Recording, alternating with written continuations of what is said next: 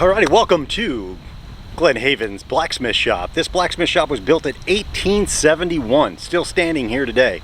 Come on inside, let's take a look and see all the cool stuff inside.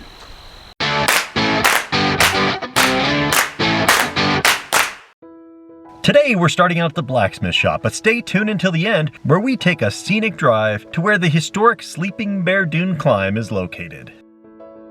This blacksmith shop is the second blacksmith shop in Glen Haven and built in late 1871 to early 1872. We know this because in 1871, a fire destroyed almost every structure in Glen Haven, and a town cannot rebuild without nails, hinges, and door handles, and that's the job of the blacksmiths.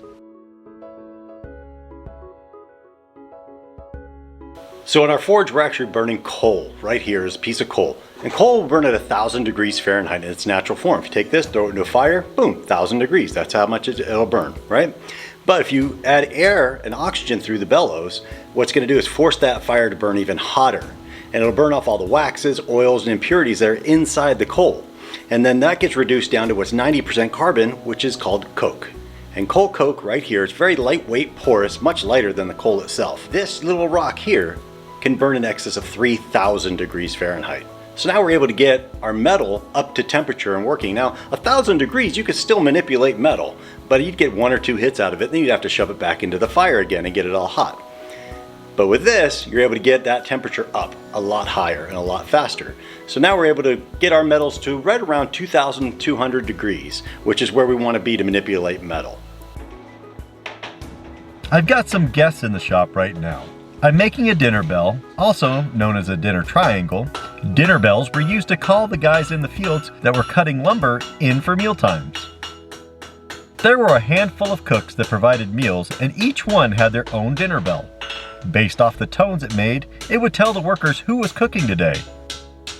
It would let you know that, hey, it's Art's wife cooking, better hurry up and get there before it's all picked over. Or it would tell them, that's old Sam cooking. He can't cook at all. Y'all go ahead, I'll just stay here and gnaw on some bark or something. Then it's a matter of heating up each area that I want to bend and give that dinner bell its triangle shape. Then I made the striker, and voila, one dinner bell done.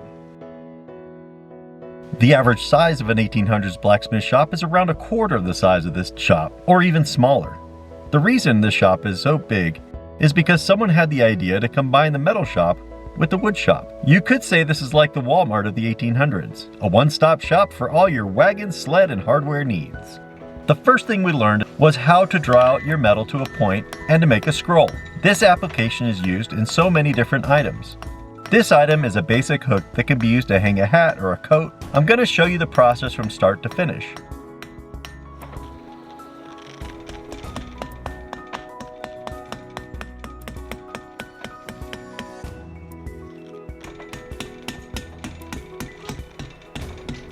A guest asked for a pair that they wanted to mount next to their door.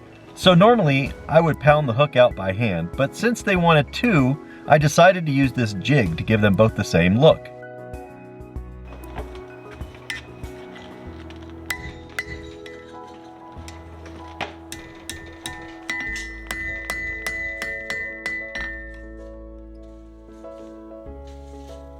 One of the more fun things to do with our metal is to add a spiral.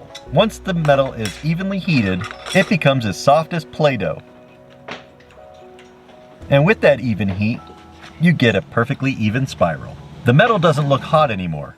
But as you can see, while I get my tongs set on the hook on the other side, smoke instantly comes off my leather gloves. The next step is to create a surface where the hook can be mounted. Again, I'm drawing it out to a point, then using the edge of the anvil to flatten it out.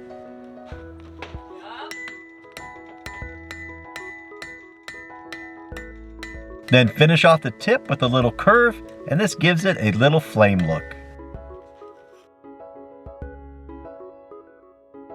While the piece is still hot, I can drill the hole much easier. Since they don't have power tools in the 1800s, neither do we. This drill press gets gear oil on it a couple times a season, and that's all. It hasn't broken down and is over 120 years old. They certainly made things to last back then. A quick hit on the grinding wheel and we're all done. Here's a few items I made in the shop. The dinner bell on the left is a standard triangle. On my last day in the shop, I got a little creative making a dinner bell in the shape of a heart. I did some forge welding on items like this fireplace poker. A guest came in and asked if we made steak flippers. We didn't, until then, when I created the first steak flipper for the park. They became a pretty hot item. When the metal was just under 1,000 degrees, we would use a brass brush to add the gold color on the twist. Here's a hardy fire pit tool with a double twist. Every apprentice must make a period nail in order to become a blacksmith. I also created another item, a heart hook. One for the most 3 important ladies in my life. Danette, our daughter Athena, and my mom. Items made in the shop are placed on a rack where for a donation you can take them home with you. I would like to personally thank Carrie and Tom for sharing their skills with me so I could be a Sleeping Bear blacksmith. Oh, and by the way, I'm the first ever to receive a certificate making it official. After a day of playing with hammers and fire, it's time for the 3 of us to head over to see the famous Dune Climb. To get there, you need to take a drive on the Pierce Stocking Scenic Drive. As you enter the drive, you cross this beautiful covered bridge. There are many places along the drive where you can pull over and look at the picturesque views. If you don't have all day, I recommend you stop at number 3 and number 10. 3 gives you a spectacular view of the backside of the dunes, Glen Lake, and the DH Day Farm.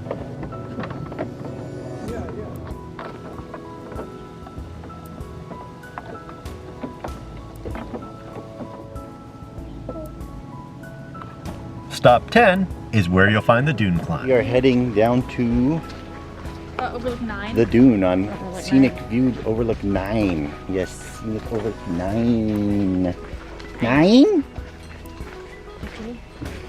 And 9 in German is what? No. No. So if you want to do this dune climb and go down to the river or the lake, to Lake Michigan, 9. It's not recommended. It takes like a few minutes to get to the bottom. Yep. It'd take you like an hour to get back up. Yeah, I'm gonna say, and then a few more Yeah. times 100. Yes, exactly. And it's $3,000 if you have to call for help. That's a minimum. No way. Depends on how many firemen have to come rescue you. Oh my god.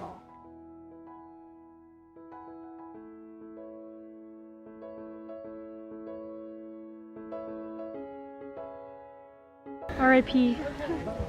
We lost a soldier today, guys.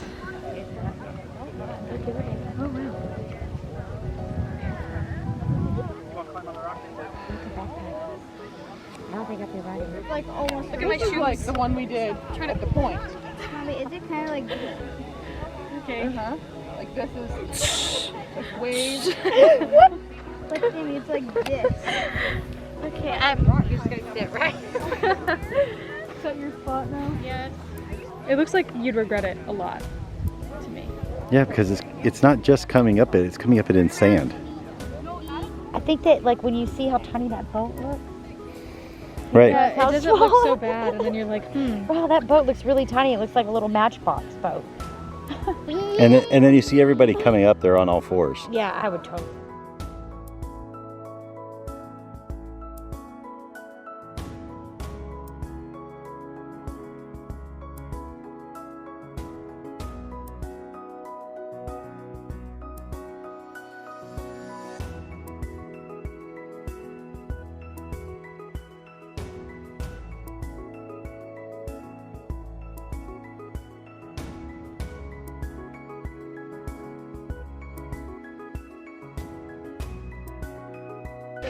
So Athena, how did you enjoy the dune climb? I thought it was pretty cool. I worked very hard. I definitely went to the bottom and up. Except I didn't. I'm lying. And I instead just walked on pretty stable and straight ground. Nice. Danette, What? your rating of the dune climb? Careful, don't get hit. I didn't do the dune climb. Well, what you did do. Oh, I like it. Today was a very Mom nice was so day. upfront. I really appreciate that. Like, she was like, I didn't do it. I didn't do the dune climb, actually. So. What I did do, it was beautiful. It's always Yeah, beautiful. it was really beautiful. I commented on this when we were up there, but I think that it was rather surprising that you could not truly tell how steep it was on camera. Like the cameras just can't like do it justice. Right.